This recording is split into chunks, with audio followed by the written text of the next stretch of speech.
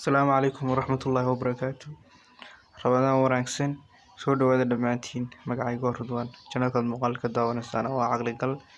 Muuqaalkan yar oo kooban waxaan rabaa inaan idinku wadaago update yar oo ku saabsan IB Capital ama Intelligence Prime Capital.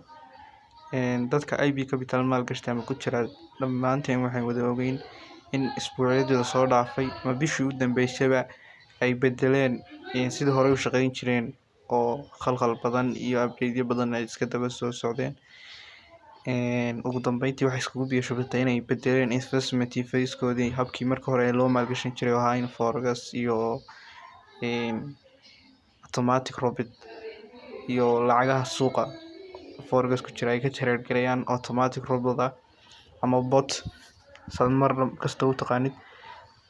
Kadib ugu dambeyn waxay keeneen in ay dhaheen IB Cloud baan soo wadnaa oo ah barnaamij exchange oo u shaqeynaya sida Binance iyo Trust Wallet iyo barnaamijyada waaweyn ee exchange-yada cryptocurrency-ga.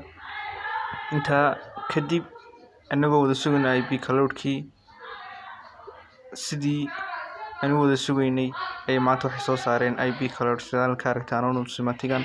Good news, IB Cloud is here. Store, manage and use your crypto assets any way you want to unlock their full potential. Xaysiiska waan iska qaadanaa waxaan tagaynaa qaybta numsimatiga caadiga ay maanta ku sheegeen in IB Capital ay ku soo kordhiyeen IB Cloud barnaamijkii la wada sugayay. Sidaan ka muuqato waa announcement-kii ugu dambeeyay oo 3 bishii April 2022 maanta ay soo direen oo Rabadaan 29 tahay. announcement-ga in furno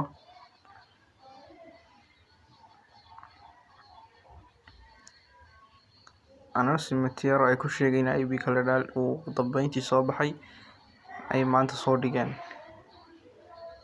Our long awaited IB Cloud app is finally here.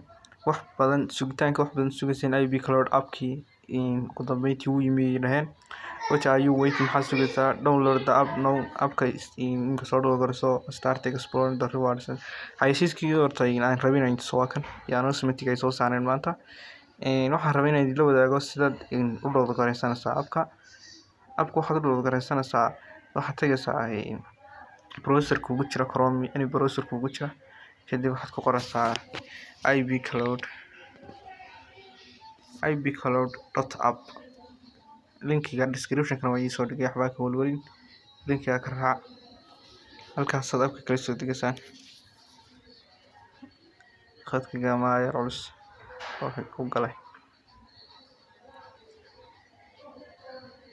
website-kan ayaa u sameeyay appka lagala soo dego qofkii iPhone isticmaala iyo qofkii Android isticmaala labadaba.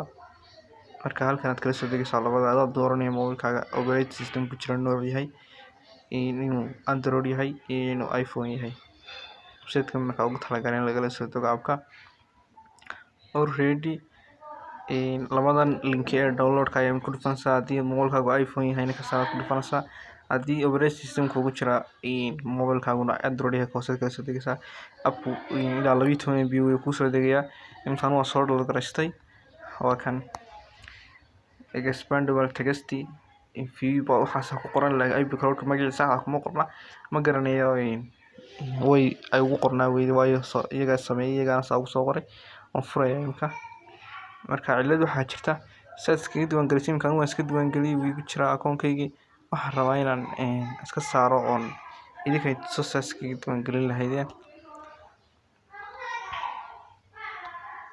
login waan ka wada baxay. sidii IB Cloud haddaad hore account ugu lahayd IB Capital waxaa la rabaa markaad login sameynaysid oo rabtid in account-kaaga lacagtii kugu jirtay ay USD-da u wareejiyeen inaad halkaaga soo muuqato IB Cloud-kaaga ku jirto. waxaa la rabaa inaad halkan email-kaaga gelisid. ugu horreyntaad email-kaaga gelin password default ayaa la socda 1 2 3 waxa kuwa walma talin isticmaashin inaad bedesho kugu talina kasta markaad u soo gashid aad halkan timaadid forget password badhaasa email-kaaga gelinaysa email kugu register garaysa.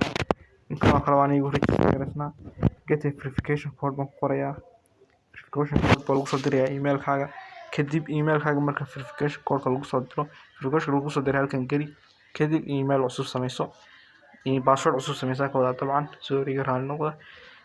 kadib soo noqo halkan login ka halkan waxaad geysaa emailka ayaa ku isticmaali jirtay marka hore Intelligence Prime Capital loginka website-ka ku gali jirtay halkana password-ka samaysatay geli login dheh ku soo muuqanaya imkaan waan isku geliyo emailkan ku isticmaali jiray IB Capital waa kan password-kii waan geliyay login baan dhahayaa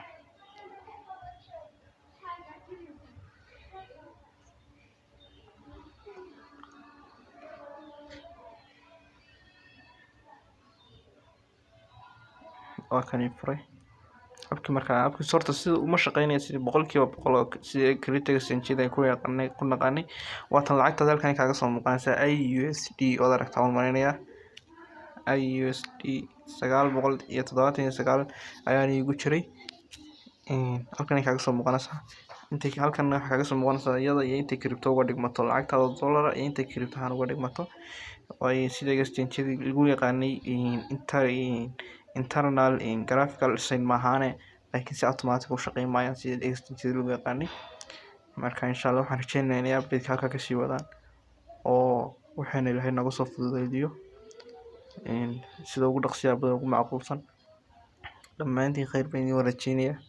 Assalaamu calaykum waraxmatullaahi wabarakaatuh.